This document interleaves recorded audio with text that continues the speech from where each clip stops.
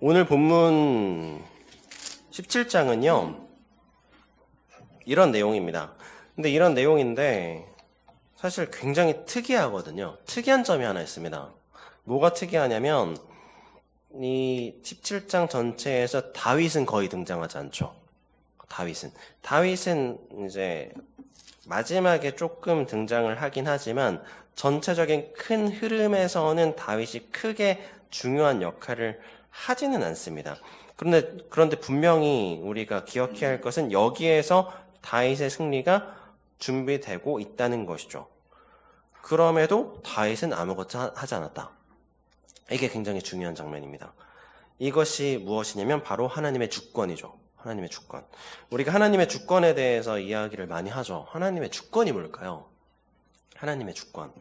하나님의 주권에 대해서 우리가 정확히 알아야 되는데, 우리가 하나님의 주권 하면 조금 오해하는 것이 무엇이냐면, 하나님께서 나의 삶을 주관하신다. 그렇기 때문에 내가 살아가는 모든 삶의 생각과 나의 모든 선택이 하나님께만 있어야 된다라고 생각을 하죠.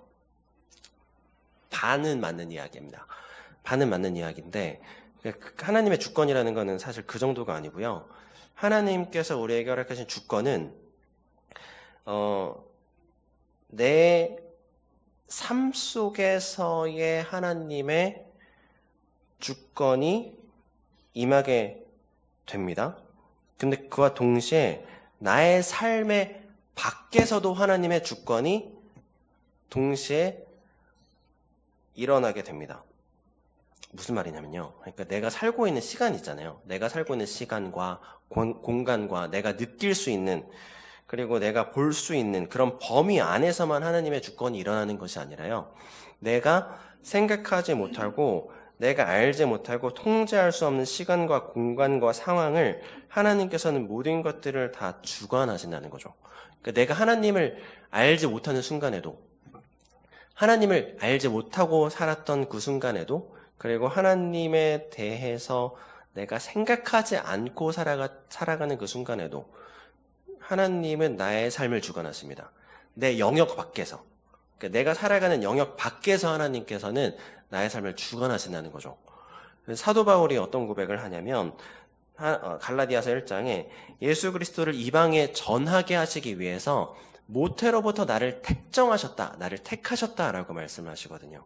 무슨 말이냐면 사도 바울이 예수님이라는 그 존재를 알기 전부터 바울의 삶을 주관하셨다. 예수님이라는 그 존재에 대해서, 그리고 예수님을 따르는 사람들을 잡아서 죽이기 위해서 힘을 다했던 그 순간조차도 하나님께서는 사도 바울의 삶을 주관하셨다라는 것이죠. 그 모든 상황을, 내가 살아가는 모든 순간들을 하나님께서는 주관하시고, 나의 시간 밖에서도, 그리고 나의 공간 밖에서도 나의 삶을 주관하신다라는 것이죠. 오늘 다윗에게 주어진 승리가 바로 이와 같은 승리였다라는 것입니다. 다윗은 한 것이 없죠. 다윗은 별로 한 것이 없습니다. 근데 하나님께서 그 모든 상황들을 다 주관하셔서 결국 다윗이 승리할 수 있도록 인도하십니다. 그래서 다윗 입장에서는 어떤 느낌이냐면 승리를 당한 느낌입니다. 승리를 당한 느낌. 재미있는 표현이죠. 제가 어제 생각해낸 제목입니다. 기발하다. 승리를 당했다. 야, 참 기발하다. 나도 모르게 승리의 자리에 앉아 있는 겁니다. 이해하지 못하죠, 다윗이. 내가 왜 승리했지? 이해하지 못합니다. 왜냐하면 자신이 한 게 없기 때문에.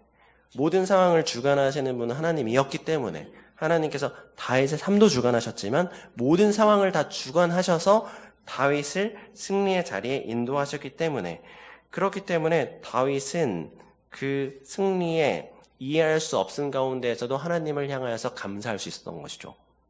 이게 하나님의 주권입니다. 이게 하나님의 주권. 우리가 하나님의 주권 안에 살아가고 있음을 반드시 믿으시길 바랍니다. 하나님의 통치 안에 우리가 살아가고 있다는 것이 우리의 삶 가운데 믿어질 때에 하나님의 온전한 은혜가 그리고 참된 평안이 임하게 될 줄 믿습니다. 그래서 오늘 본문을 통해서 우리가 무엇을 살펴보려고 하냐면, 그렇다면 하나님의 주권 가운데 살아가는데 우린 어떠한 삶의 태도로 살아가야 하는가? 하나님의 주권 안에 살아가는 것이 맞는데, 그렇다면 우리는 그 주권을 어떻게 100% 온전히 즐기면서 살아갈 수 있는가? 이것을 두 가지로 좀 살펴보도록 하겠습니다. 첫 번째는 뭐냐면, 우리는 내 삶의 원동력이 하나님께 있어야 된다라는 것이죠. 내 삶의 원동력. 내 삶의 원동력, 나를 움직이는 힘이 무엇입니까? 나를 움직이게 하는 힘. 어떤 예능 프로그램 보니까 물리학자들이 나와서 그런 얘기를 하더라고요. 나를 움직이는 힘. 사람을 움직이게 하는 힘은 단순합니다. 사람 속에 있는 미토콘드리아라는 그걸 뭐라고 해야 되죠? 세포가 반응을 해서 ATP라는 에너지 물질을 만들어내고 그것이 사람을 움직이게 합니다. 움직이죠. 맞습니다. 그러니까 사람을 움직이게 하는 거는 우리 몸에서 일어나는 어떤 화학 반응에 의해서 생겨난 에너지로 인하여서 움직이죠. 근데 그것이 나를 살아있게 하진 않습니다. 나를 살아있게 하는 것이 무엇이냐라는 것이죠. 어떤 사람은 이런 이야기를 합니다.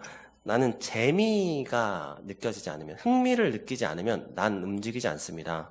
나는 어떤 일에 흥미를 느껴야지만 나는 그제서야 움직이고 일하기 시작합니다. 이런 이야기를 합니다. 어떤 사람은 가족이라고 이야기를 합니다.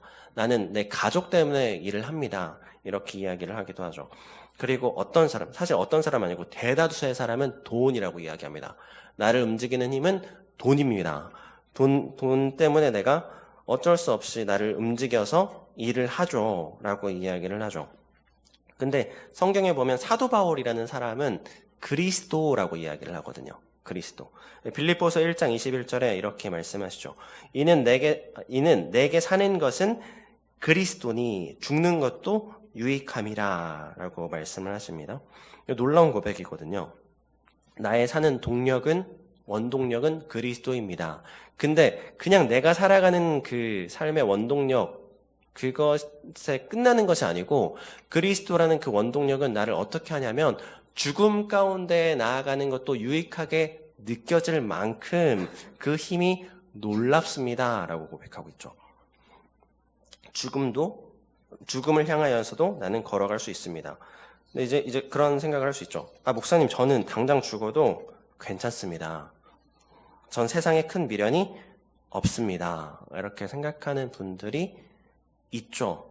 근데 그거는 이제 그리스도가 원동력이 돼서 그런 게 아니고요.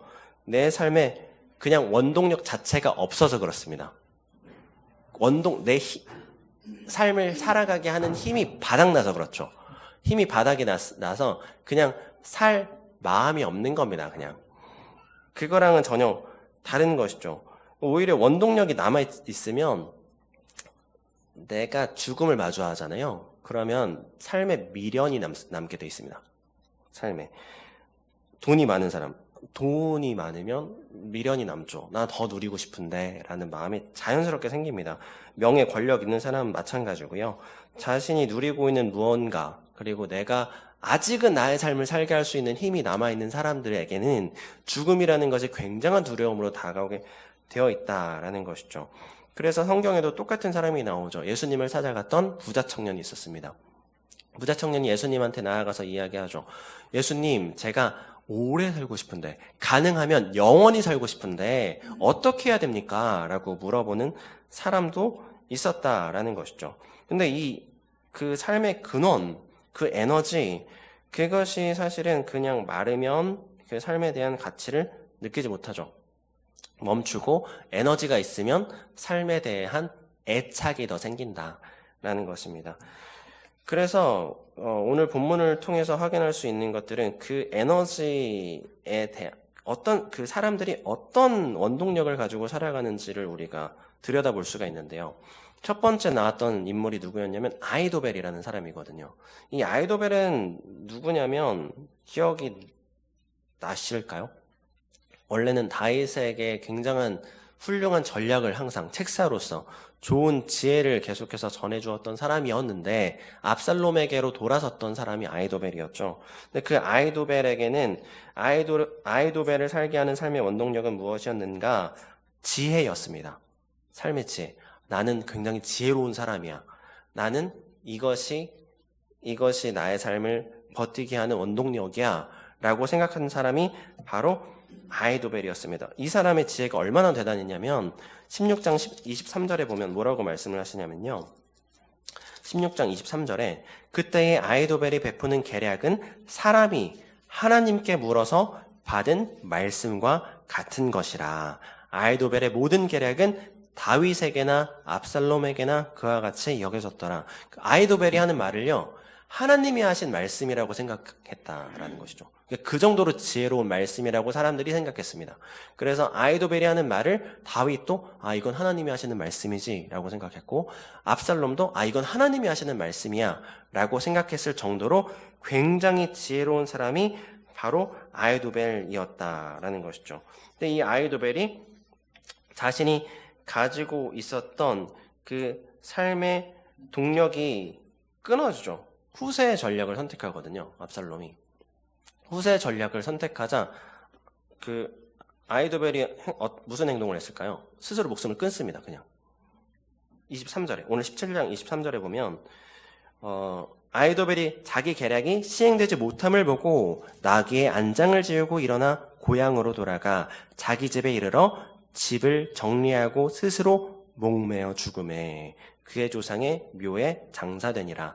자신이 버티고 있었던 삶에 나는 굉장히 지혜로운 사람이야 라고 생각하며 살아갔던 그의 삶의 원동력이 무너지자 삶을 더 이상 살 수 있는 힘을 잃게 되었다라는 것이죠. 그럼 압살롬을 살게 했던 원동력은 무엇이었을까요? 권력이었습니다. 권력. 그는 자신이 가지고 있는 그 권력, 자신이 더 높은 자리에 오르기 위한 그의 그 야망, 그것이 압살롬을 버티게 하는 힘이었다는 것이죠. 삶을 살아가게 하는 원동력. 그래서 지금 사실 아이도벨이 놀라운 전략을 압살롬에게 조언을 하거든요. 완벽한 전략이었습니다. 완벽한 전략이었는데 후세가 하는 말에 뒤집어집니다. 왜 뒤집어졌느냐? 11절에 보면 이렇게 이야기를 하거든요. 오늘 본문 17장 11절에 나는 이렇게 계략을 세웠나이다. 후세가 하는 말입니다. 온 이스라엘을 단에서부터 부엘세바까지 바닷가에 많은 모래같이 당신께로 모으고 친히 전장에 나가시고. 단에서부터 부엘세바는 무슨 말이냐면 단은 이스라엘을 제일 위에 있는 게 단이었고요. 부엘세바는 제일 아래에 있는 게 부엘세바였습니다. 그러니까 끝에서 끝까지 모든 전역에 있는 이스라엘에 있는 모든 사람들을 다 불러 모으십시오. 그리고 그들을 이끌고 나아가서 친히 전장에서 그들을 이끄십시오 라고 이야기를 하는 거죠. 마음을 움직인 겁니다. 모든 이스라엘 백성, 내가 그러면 비로소 왕의 자리에 설 수 있는 거구나. 그러면 내가 이것을 선택해야지 라고 생각을 한 것이죠. 압살롬은 움직이는 원동력은 이 권력, 그리고 자신을 증명하고 싶은 야망, 욕심, 욕망에 있었다라는 것이죠. 그래서 말도 안 되는 선택을 하게 되었다. 것입니다. 결국은 이제 사실은 압살롬이 이길 수 있는 유일한 마지막 기회가 눈앞에서 날아가 버린 것이죠. 그의 삶을 움직이는 원동력이 권력이었기 때문에. 그래서 우리가 이것을 통해서 알 수 있는 것은 무엇이냐? 나를 움직이는 힘, 나를 살아나게 하는 것이 선한 것이 아니면요, 나를 결국 죽음이라는 낭떠러지로 밀어버립니다. 사도 바울이 말씀하셨던 그리스도라는 그 원동력이라는 것은 그렇기 때문에 더 놀라운 것이죠. 더 놀라운 이유는 무엇이냐면 나를 살게 하는 힘일 뿐만 아니라 죽음을 넘어서게 하는 힘이 되어지기 때문에, 죽음을 마주하고 돌파할 수 있는 힘이 되어지기 때문에 그 그리스도가 주시는 그 힘과 능력이라는 그 원동력은 사실 굉장히 놀라운 것입니다. 죽음으로 떠밀려도 떠밀려지지 않는다라는 것이죠. 죽음을 넘어서게 하시기 때문에 그리스도가 주신, 그리스도로부터 시작되어지는 그 힘이라는 것은 바로 그와 같은 놀라운 능력이다라는 것이죠. 찬양 사역자 중에 지선이라는 그 전도사님이 계시거든요.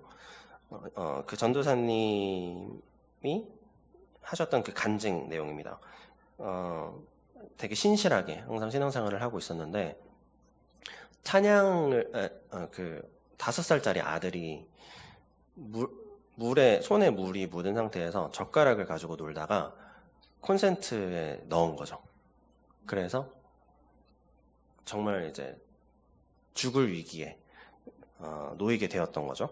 그래서 응급실로 달려갑니다. 그래서 중환자실에 입원을 하게 되고 생사의 기로에 놓이게 되었다고 해요. 근데 이때 참 아이러니하게도 그때 이제 사고가 난 당시에 찬양 사역자 이 지선 전도사님은 뭘 하고 있었냐? 성경 읽기를 하고 계셨대요. 성경을 읽고 있는데 그런 사고가 나버린 거죠. 그래서 그 사고가 났을 때 이 전도사님이 들었던 생각은 무엇이었냐면 이거 하나님의 역사구나 라고 생각을 하셨대요. 그래서 이거 내가 하나님의 역사 가운데 내가 쓰임 받으려고 하는구나 라고 생각을 하고 그 중환자실에서 이제 간병을 하는데 마음이 그렇게 편안했답니다. 아무렇지 않았대요. 아들이 생사를 오가고 있는 상황 속에서도. 그래서 주변 사람들이 미쳤냐고 했다고 합니다. 미쳤냐고. 이런 이야기를 막 듣고 있었는데 근데 그 마음에 확신이 있었던 거죠. 하나님께서 일하고 계시는구나. 내가 하나님께서 허락하신 그 역사의 한 페이지, 그러니까 복음의 역사의 한 페이지 가운데 내가 서 있게 되었구나 라는 확신의 믿음이 있었기 때문에 눈앞에 있는 그 자식의 죽음도 두렵지 않을 수 있는 원동력이 생겼다는 것이죠. 그리스도가 우리에게 주시는 힘은 그런 것입니다. 이해할 수 없죠. 이해할 수 없는 놀라운 능력입니다. 정말 사도 바울급의 능력이죠. 그의 고백과 그 간증은 우리가 이해할 수 없는 고백입니다. 근데 그리스도께서 주시는 힘과 능력이라는 것은 그 정도 힘이 있다는 것이죠. 다윗의 원동력은 무엇이었는가? 여호와 하나님이었습니다. 분명하죠. 여호와 하나님이었던 것이 시편 63편에 그대로 기록이 되어 있는데 압살롬을 피해서 도망가면서 다윗이 뭐라고 고백을 하느냐? 시편 63편 1절 새번역 성경으로 제가 한번 읽어드리겠습니다. 하나님, 주님은 나의 하나님입니다. 내가 주님을 애타게 찾습니다. 물기 없는 땅, 메마르고 황폐한 땅에서 내 영혼이 주님을 찾아 목이 마르고 이 몸도 주님을 애타게 그리워합니다. 그리고 3절에 주님의 한결같은 사랑이 생명보다 더 소중하기에 내 입술로 주님께 영광을 돌립니다. 고백합니다. 다윗의 고백이죠. 하나님을 향한 고백. 하나님의 사랑이 생명보다 더 소중합니다. 라고 고백을 하고 있습니다. 생명의 원동력, 그를 움직이게 하는 힘이 무엇이었다고 말씀하고 있습니까? 여호와 하나님. 여호와 하나님이 나의 삶의 근원 되십니다. 라고 고백을 하고 있다는 것이죠. 그러니까 다윗이 이길 수밖에 없는 싸움이었습니다. 사실 다윗 질 수 없죠. 세상의 그 어떤 권세보다 강한 여호와 하나님이 나의 삶을 움직이시는데 질 수 없습니다. 세상의 권세, 세상의 가장 큰 권세가 뭘까요? 죽음이거든요. 근데 죽음을 넘어설 수 있는 권세를 우리에게 허락하여 주셨다라는 것입니다. 그 권세로 살아갈 때 우리가 하나님 앞에서 하나님께서 허락하신 그 주권 가운데에 승리할 수밖에 없음을 반드시 기억하시기를 축복합니다. 먹든지 마시든지 무엇을 하든지 다 하나님의 영광을 위하여서 살아가는 하나님의 거룩한 자녀 되시기를 축원합니다. 또 하나 기억해야 될 것은 무엇이냐? 우리가 하나님의 주권 가운데 살아갈 때 우리는 어떻게 살아가야 합니까? 기도하라는 것이죠. 기도라는 것, 우리가 오늘 어린이 설교 때 같이 확인을 했는데 그렇게 말씀하시죠. 무엇을 먹을까? 무엇을 마실까? 기도하지 말라. 그거 이방인들이 하는 기도야. 하나님의 자녀들이 하는 기도 아니야. 하나님의 자녀들이 하는 기도는 그의 나라와 의를 구할 뿐이다 라고 말씀을 하시죠. 그러면 이제 우리가 기도할 때 마음 조심스러움이 생깁니다. 무엇을 기도해야 되지? 뭘 기도해야 될까? 무엇을 마실까? 무엇을 먹을까? 기도하지 말라고 했는데 그럼 쌀을 위해서 기도하면 안 되나? 그러니까 무슨 옷을 입고 싶은데 나 그 옷 달라고 기도하면 안 될까? 이렇게 생각을 할 수 있죠. 근데 그렇게 기도하기 시작하잖아요. 그러면 기도가 굉장히 막연해집니다. 그리고 추상적인 기도가 되거든요. 기도할 때 사실 좀 어려운 게 뭐냐면 그 대표 기도를 하거나 아니면은 이렇게 모임 같은 데서 기도를 하거나 그리고 같이 기도할 때 그래서 내가 기도하는 내용이 옆 사람한테 들려. 그러면 기도하는 게 조심스러워지죠. 그러면 기도 내용을 스스로 검열하기 시작합니다. 그러면 막연한 기도가 막 튀어나와요. 그럼 내가 뭘 기도하고 있는지도 모르는 기도를 막 중언부언하고 있게 되어진다는 것이죠. 그래서 요점은 무엇이냐? 구체적으로 기도해야 됩니다. 굉장히 구체적으로 기도하면 된다. 구체적으로 기도하다가 제가 무엇을 마실까 무엇을 먹을까 기도하면 어떡합니까? 상관없습니다. 그것을 판단하시는 분은 하나님이시죠. 우리가 어차피 욕심으로 기도해도 하나님 들어주시지 않습니다. 야고보서 4장에 말씀하시거든요. 너희가 구하여도 받지 못하면 정욕으로 쓰려고 잘못 구하기 때문이라. 우리가 잘못 기도하면 하나님께서 들어주시지 않겠죠. 근데 그것은 하나님이 판단하시는 겁니다. 우리는 더 구체적으로 기도할 때 그것이 의인의 간구, 의로움의 기도라면 하나님께서는 그 기도를 통하여서 일하십니다. 다윗이 굉장히 구체적으로 기도했거든요. 다윗이 뭐라고 기도했느냐? 5장 16절에 오늘 말씀에 대한 그 포석이 5장 16절에 있습니다. 사실 5장 16절에 뭐라고 기도하느냐? 왕이 나갈 때에 15장 31절입니다. 15장 31절에 뭐라고 기도하느냐? 어떤 사람이 다윗에게 알리되 압살롬과 함께 모반한 자들 가운데 아히도벨이 있나이다 하니 다윗이 이르되 여호와여 원하옵건대 아히도벨의 모략을 어리석게 하옵소서 하느니라. 하나님, 아히도벨이 저를 배신했습니다. 하나님께서 아히도벨이 하는 그 모든 모략이 어리석은 것이 되게 해주십시오 라고 기도를 하고 있다는 것이죠. 아히도벨의 말이 실제로 그래서 어리석은 것이 되어집니다. 아히도벨의 전략 정말 완벽했거든요. 유일한 기회였습니다. 다윗을 잡을 수 있을 수 있는 유일한 기회였습니다. 1만 2천 명.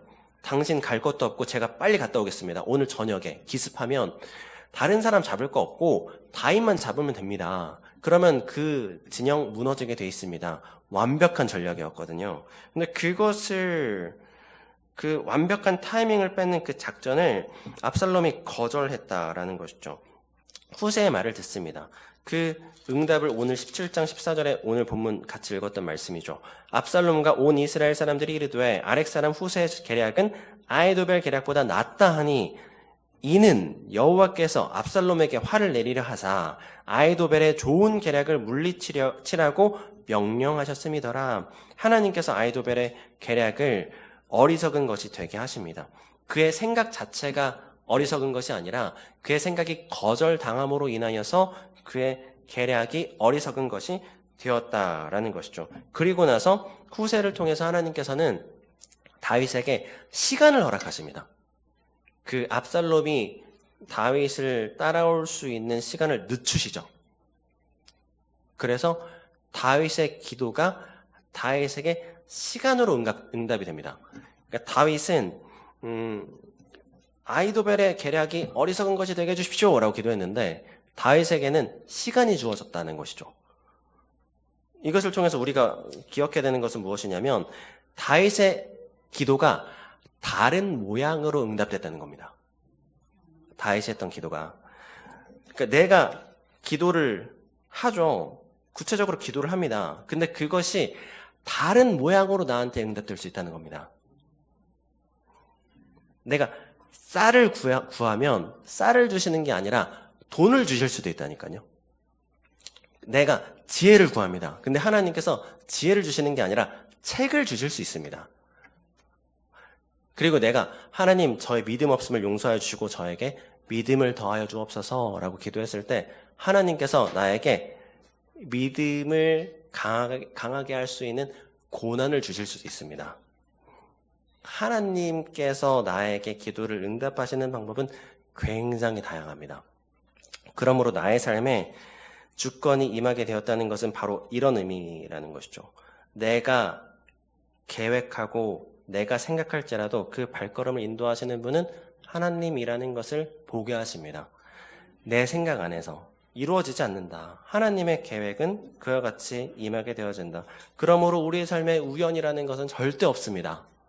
우리의 삶에 우연처럼 찾아오는 그 모든 일들은 사실 내가 하나님께 고백했던 기도의 간구가 다른 모양으로 찾아왔을 뿐입니다. 그러므로 우리에게 주신 오늘의 나의 시간과 나에게 허락하신 그 생각, 그리고 나에게 주신 그 마음, 그것을 반드시 붙드시기를 축복합니다. 그것이 곧 하나님의 주권이 되어주고 그것이 곧 하나님의 시간이 되어줄 줄 믿습니다. 하나님의 시간 안에 살아가실 때에 하나님의 손길과 하나님의 주권 안에 살아감으로 말미암아 모든 상황 속에서 승리하시는 주님의 거룩한 자녀 되시기를 다시 한번 예수 그리스도의 이름으로 축원합니다.